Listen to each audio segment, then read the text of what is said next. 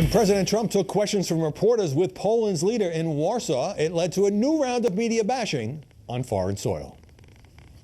Since you started the whole wrestling video thing, what are your thoughts about what has happened since then? I mean, CNN went after you and has threatened to expose the identity of a person they said was responsible for it. I'd like your thoughts on that. Yeah, I think what CNN did was unfortunate for them. NBC is equally as bad, despite the fact that I made them a fortune with The Apprentice, but they forgot that. But I will say that CNN has really taken it too seriously, and I think they've hurt themselves very badly, very, very badly. Joining us now to analyze the coverage, Ed Henry, Fox's chief national correspondent and author of 42 Faith, the rest of the Jackie Robinson story. Meghan McCain, a co-host of Outnumbered. And Mo Alithi, former Democratic strategist, director of Georgetown University's Institute of Politics, and a Fox News contributor. Ed, you've traveled aboard with presidents. You've covered these sorts of things. Is there something unseemly about President Trump ripping CNN, no, I don't think NBC so. in a foreign capital? No, I think if he came out of nowhere and just said, I'm going to fake news, and he was asked a question. He answered it. And look at the track record over the last week, 2 weeks alone. How many stories CNN's either retracting or running from, people resigning. It wasn't just about this video, is my point. And so, you know, look, yeah, maybe there was a calmer point in American politics where presidents didn't beat up on the media quite this much. But you know what? I remember a time when I was overseas with President Bush, 43, President Obama, and mayors didn't go over there to the G20 summit and beat up on the president. Mayor de Blasio leaves New York City to say, I'm going to give an alternative view of what's going on, and sort of makes it like he's almost sympathizing with these resistance Politics has changed. What was he doing over there? Now, did the overseas venue for the president's criticism, and it was interesting the way he threw in The Apprentice, how can NBC criticize? I gave them a hit show. Did that trouble you at all? No, I'm with Ed on this one. I was more impressed with him going after Syria and going after Russia and making a speech that I felt was a revival of American exceptionalism, the end of the apology tours of Obama. I was really impressed with his speech in Poland. And I think, again, he was asked a specific question by David Martosco that he chose to answer. And honestly, CNN is doing this to themselves. They're at an all-out war right now, and it is a topic, for better or for worse, that's in the news, and it's his every right to answer it. I don't really care if it was on foreign soil. But of course, the president can choose to deflect the question if he doesn't want that to consume a lot of media oxygen and wants to keep the focus on other foreign policy priorities. Yeah, look, I am not one who believes the media is immune from criticism.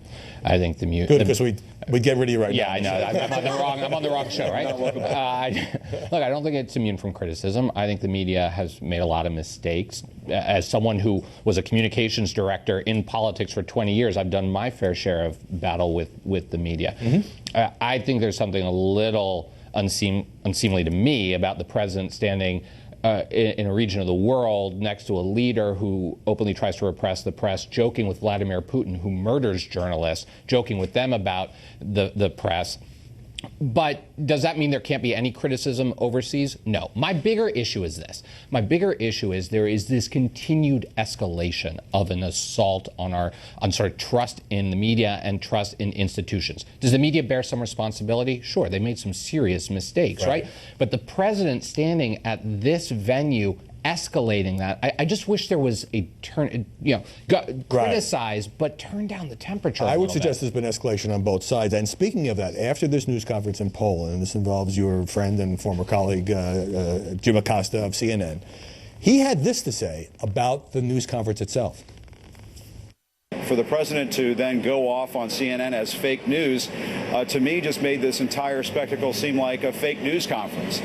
This was not an attempt by the president to seek out a question from somebody who was going to challenge him on the issues.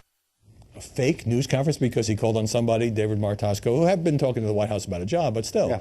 We could hit that Acosta doesn't like, a fake news conference. There's a CNN reporter right now, Jeff Zeleny, who I think was at the Chicago Tribune, and asked President Obama at the time, a few years back, what's enchanted you about the presidency, among other things. So was that a fake news conference? I mean, let's go back to the Obama. For presidents to call on reporters who might be sympathetic or friendly. President Obama didn't call on Fox all that often, sometimes. But we were talking about in the green room before this that Chris Cillizza put out a tweet this week saying, oh my God, oh my God, oh my God, in reference to the First Lady of Poland shaking our First Lady, Melania Trump's hand before President President Trump, literally 1 second difference between the handshake, and he was implying that she was, snubbing President Trump, and that somehow she didn't want to shake his hand. It literally happened a second later. So when people are talking about fake news, you have a journalist for CNN that's implying that a first lady of another country refused to shake our president's hand. And how did you handle that on Twitter? I said he sounded like, because oh my God, he sounded like a 12-year-old girl at a Justin Bieber concert. On that point, I need to get a break.